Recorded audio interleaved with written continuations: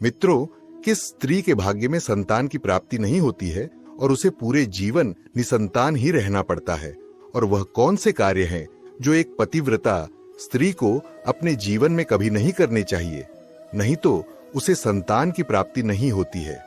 मित्रों, एक समय की बात है जब माता लक्ष्मी भगवान विष्णु से मिलने के लिए जाती हैं और भगवान विष्णु से कहती हैं, हे प्रभु, आज मैं आपसे 3 प्रश्नों का उत्तर पूछने के लिए आई हूँ। तो भगवान विष्णु कहते हैं, हे देवी, तुम निश्चिंत होकर अपने तीनों प्रश्नों को मुझे बताओ, मैं तुम्हारे प्रश्नों का उत्तर अवश्य दूंगा। तो प्रश्नों को बताते हुए माता लक्ष्मी कहती है प्रभु, मेरा पहला प्रश्न यह है कि वह कौन सी स्त्री है जिसके भाग्य में पुत्र की प्राप्ति नहीं होती है और वह पूरा जीवन निसंतान ही रहती है। और मेरा दूसरा प्रश्न है, वह कौन सी स्त्री है जो समय से पहले ही विधवा हो जाती है और बिना पति के दुखी जीवन व्यतीत करती है। और मेरा तीसरा प्रश्न है, वह कौन सी स्त्री है जो पति के होते हुए भी एक दुखी जीवन जीती है और उसे कभी अपने जीवन में सुख की प्राप्ति नहीं होती है। तो भगवान विष्णु माता लक्ष्मी के तीनों प्रश्नों को सुनकर बोले, हे देवी, मैं तुम्हें एक कथा सुनाता हूँ जिसे सुनकर तुम्हें तुम्हारे प्रश्नों का उत्तर मिल जाएगा। किंतु बहुत ध्यान से सुनना। तो माता लक्ष्मी कहती हैं, आप कथा सुनाइए प्रभु, मैं कथा को पूरा मन लगाकर सुनूंगी। कथा को सुनाते हुए भगवान विष्णु कहते हैं, एक समय की बात है जब एक गांव में एक सेठ रहता था और उस सेठ के 2 बेटे थे और दोनों की शादी हो चुकी थी तथा सेठ और सेठ की पत्नी दोनों ही बहुत दुष्ट स्वभाव के थे। और सेठ का बड़ा बेटा और उसकी पत्नी भी दुष्ट स्वभाव की थी, लेकिन सेठ का छोटा बेटा बहुत ही अच्छे स्वभाव का था और उसकी पत्नी भी बहुत अच्छे स्वभाव की थी और वह अकेले ही घर का सारा काम करती थी और घर में सभी के कपड़े भी धोती थी। इतना सब कुछ करने के बाद भी सेठ की पत्नी और बड़े बेटे की पत्नी हमेशा उसका अपमान करती रहती थी। कथा को आगे बताते हुए भगवान विष्णु कहते हैं, सेठ की बड़ी बहू का एक बेटा था और छोटी बहू को एक पुत्री थी। सेठ की पत्नी हमेशा उस पुत्री को लेकर अपनी छोटी बहू को ताना मारती रहती थी। फिर भगवान विष्णु कथा को आगे बताते हुए बोले, हे देवी, अब मैं उस सेठ की छोटी बहू की कहानी अच्छे से समझाता हूँ, क्योंकि उसकी छोटी बहू की कहानी से तुम्हें तुम्हारे पहले प्रश्न का उत्तर मिल जाएगा कि वह कौन सी स्त्री है जिसके भाग्य में कभी पुत्र की प्राप्ति नहीं होती है। तो इस कथा को सुनो। उस सेठ की जो पत्नी थी वह पहले से ही बड़े ही दुष्ट स्वभाव की थी और उसके दुष्ट स्वभाव के कारण घर के सभी लोग उससे बहुत ज्यादा परेशान थे और वह अपनी छोटी बहू को बहुत ही ज्यादा परेशान करती थी। उसको परेशान करने में उसे बहुत मजा आता था। सेठ की छोटी बहू का नाम राधिका था और वह बेचारी राधिका घर का सारा काम करती थी। फिर भी सेठ की पत्नी उसे हमेशा बहुत परेशान करती थी। वह कितना भी घर का काम कर ले, पर सेठ की बीवी हमेशा उसे ही डांटा रहती थी। एक दिन जब राधिका घर में झाड़ू लगा रही थी तो सेठ की पत्नी बोली, इतनी देर हो गई, तू अभी तक झाड़ू ही नहीं लगा पाई। मैं मंदिर जा रही हूं और जब तक वहां से आऊंगी तब तक खाना बन जाना चाहिए। आते ही मैं खाना खाऊंगी। फिर वह बेचारी घर की साफ सफाई करके खाना बनाने में लग गई और खाना बनाते समय वह मन में सोच रही थी, मैं घर का इतना काम करती हूँ, फिर भी मेरी सास मुझे हमेशा डांट रहती है और हमेशा परेशान करती रहती है और कभी भी प्रेम से बात नहीं करती है और घर का सारा काम मुझसे ही करवाती है। राधिका ये सब सोच ही रही थी। तभी दरवाजा खटखटाने की आवाज आई तो उसने सोचा, अभी तो खाना तैयार भी नहीं हुआ और लगता है मेरी सासू माँ आज बहुत जल्दी ही मंदिर से लौट आई हैं। फिर राधिका दरवाजे के पास गई और दरवाजा खोला तो उसने देखा कि दरवाजे के बाहर एक साधु महाराज खड़े हैं। फिर वह साधु महाराज राधिका से कहते हैं, बेटी मुझे कुछ भोजन करा दो, मुझे बहुत जोर की भूख लगी है। तो राधिका बोली, महाराज मैं आपको भोजन तो करा देती, पर मेरी सास बहुत दुष्ट स्वभाव की है, वह मुझे बहुत डांटेगी और अभी वह मंदिर गई है, मंदिर से आती ही होंगी। यदि वह आ गई और उन्होंने मुझे आपको भोजन कराते देख लिया तो मुझे बहुत मारेगी, इसीलिए मैं आपको भोजन नहीं करा सकती। तो साधु बोला, बेटी थोड़ा सा ही भोजन करा दो, मैंने सुबह से कुछ नहीं खाया है। साधु की यह बात सुनकर राधिका को दया आ जाती है और साथ से बोली, महाराज आप अंदर आ जाइए, मैं आपको भोजन देती हूँ। तो फिर वह साधु अंदर आ जाते हैं और राधिका उनको भोजन देती है। और अभी साधु भोजन कर ही रहे थे, तभी अचानक राधिका की सांस मंदिर से घर आ जाती है और उस साधु को भोजन करते देखकर बोली, यह मेरा घर है, कोई भोजनालय नहीं जो हर कोई यहाँ आकर भोजन करके चला जाएगा। और तुमने इस साधु को भोजन क्यों दिया?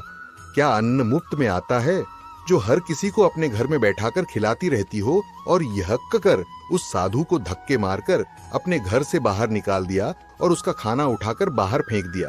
फिर राधिका से कहने लगी, तूने इस साधु को भोजन क्यों कराया? अन्न कितना महंगा आता है तुझे पता नहीं, अब घर के लोग क्या खाएंगे? तो राधिका डरते हुए बोली, साधु बहुत भूखा था, इसीलिए मैंने उसे भोजन दे दिया था और उसे मैंने अपने हिस्से का भोजन दिया है, इसीलिए आज मैं भोजन नहीं करूंगी। और इतना गुस्सा क्यों होती हो? भोजन तो मैंने उसे अपने हिस्से का दिया है।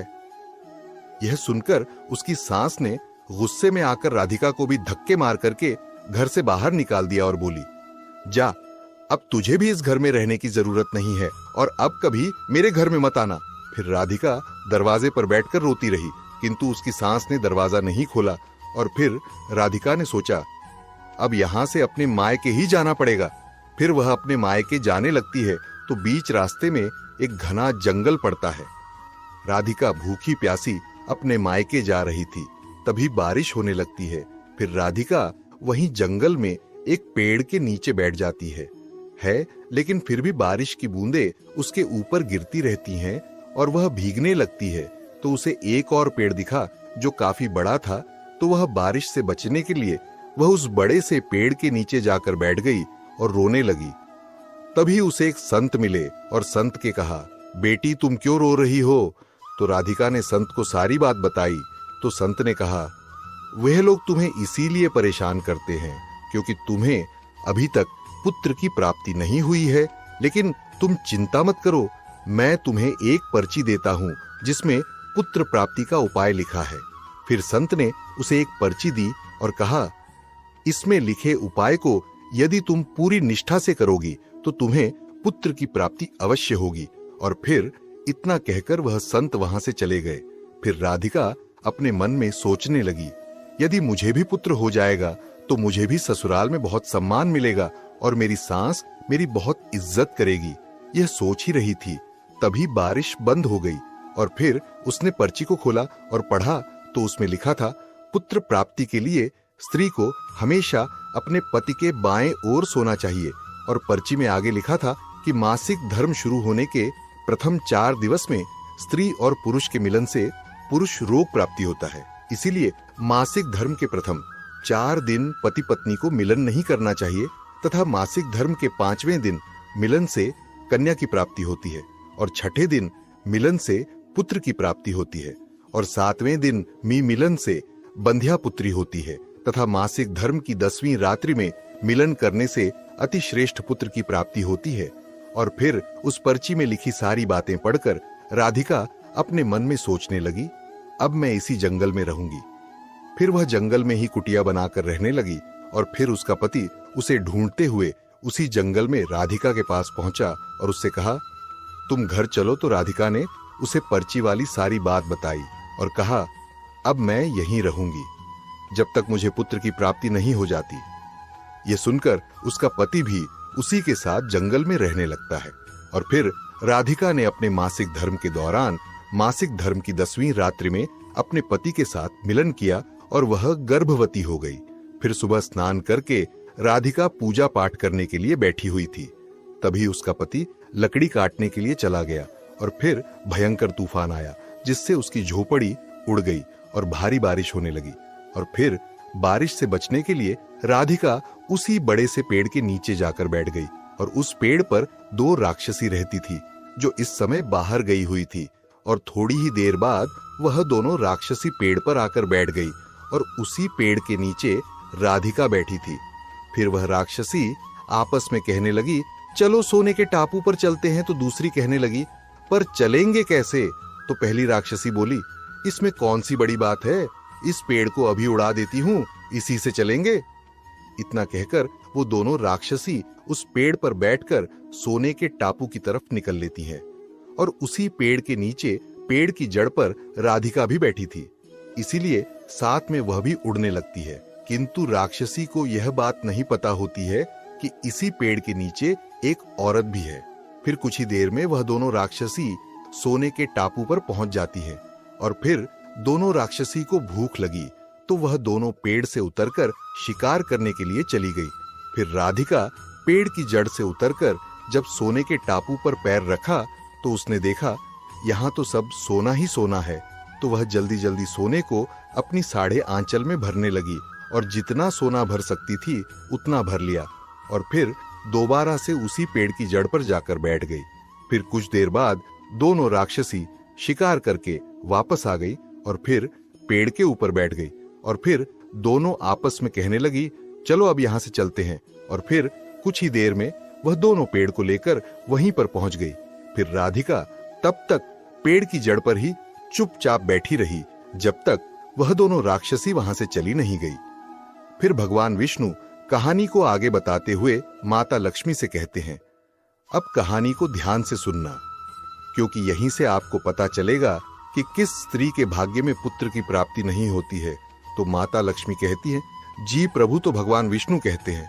फिर कुछ देर बाद वह दोनों राक्षसी वहां से चली गई और फिर राधिका उस सोने को लेकर पेड़ की जब से नीचे आ गई और सोचने लगी, यह सारा सोना लेकर मैं अपने घर जाऊंगी और मेरी सांस इतना सोना देखकर खुश हो जाएंगी और मुझे परेशान करना बंद कर देंगी और मुझसे घर का काम भी नहीं कराएंगे। राधिका यह सोच ही रही थी, तभी उसका पति भी जंगल से लकड़ी काट कर आ गया और राधिका से कहने लगा, इतना सारा सोना तुम कहां से लाई हो? तो राधिका ने उसे राक्षसी वाली सारी बात बताई और कहा, चलो अब हम लोग घर चलते हैं। तो उसका पति बोला, ठीक है। और फिर दोनों घर जाते हैं और घर जाते ही राधिका ने अपनी सांस को सारा सोना दे दिया। फिर इतना सारा सोना देखकर उसकी सांस बहुत खुश हुई और उसे पूछने लगी कि तुम इतना सारा सोना कहां से लाई हो? तो राधिका ने अपनी सांस को राक्षसी वाली सारी बात बताई। फिर उसकी साने सारा सोना, बहुत सारा सोना था तो तुझे और ज्यादा सोना लेकर आना था, इतना थोड़ा सोना लेकर क्यों आई हो? तो राधिका बोली, माँ जी इतना सारा सोना तो है और लाती तो क्या होता? तो उसकी सांस बोली, तुझे और ज्यादा सोना लाना था जिससे हमारी 7 पुश्तें बैठकर खाती, फिर भी सोना खत्म ना होता। अब तू देख, इस बार मैं जाऊंगी और बहुत सारा सोना लेकर आऊंगी। तो राधिका ने कहा, नहीं माँ जी, आप वहां मत जाओ, वहां जान का भी खतरा है। तो सास बोली, नहीं मैं तो जाऊंगी और बहुत सारा सोना लेकर आऊंगी। और इस प्रकार उसकी सास ने उसकी बात नहीं मानी और उसी जंगल में पहुंच गई और उसी पेड़ के नीचे जाकर बैठ गई जहां पर कुछ दिनों पहले राधिका बैठी थी। तो उसे राक्षसी उड़ाकर सोने के टापू पर ले गई थी।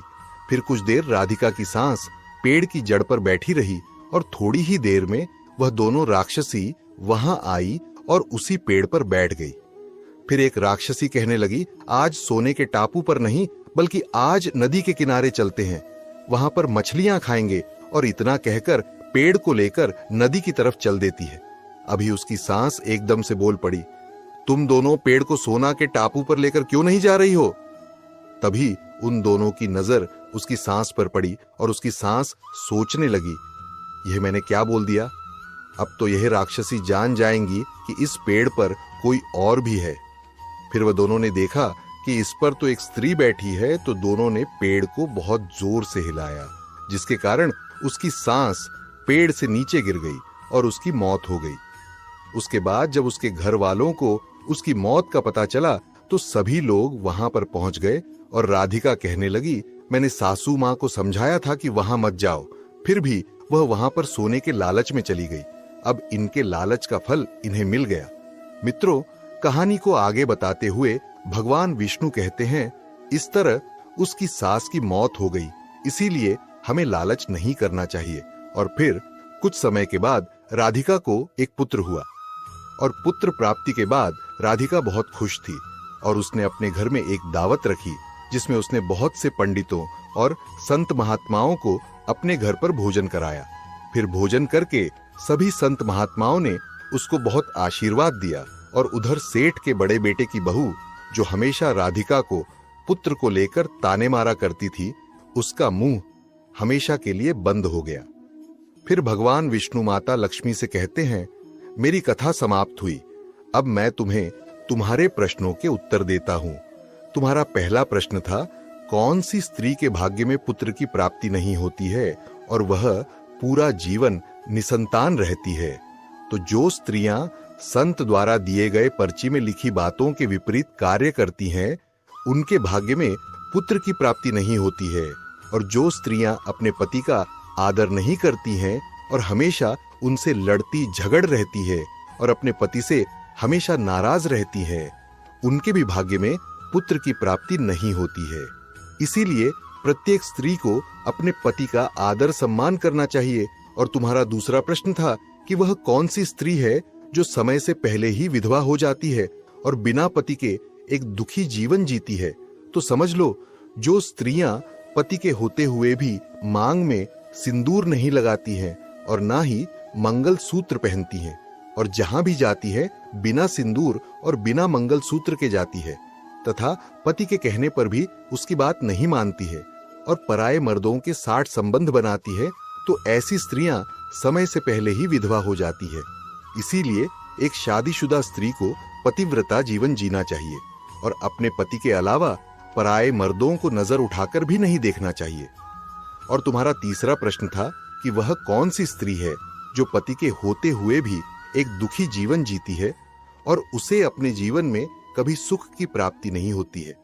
तो समझ लो, ये वह स्त्रियां हैं जो सुबह देर तक सोती रहती हैं और सुबह 8 या 9 बजे के बाद उठती हैं और बिना स्नान किए ही भोजन बना देती है और पूजा पाठ भी नहीं करती है और कहीं भी जाना होता है तो अपने पति की बिना आज्ञा के चली जाती है, पति के मना करने पर भी नहीं मानती है, पति की एक भी बात नहीं मानती है।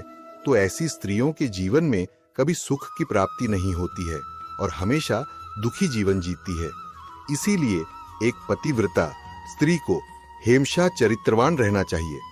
इस कथा का संदेश यह है कि पतिव्रता स्त्रियों को अपने पति का आदर करना चाहिए, सुबह समय पर उठकर पूजा पाठ करना चाहिए और धार्मिक रीति रिवाजों का पालन करना चाहिए, जिससे उनके जीवन में सुख शांति और संतान सुख प्राप्त हो सके। वीडियो पूरा देखने के लिए आप सभी को धन्यवाद। जय लक्ष्मी नारायण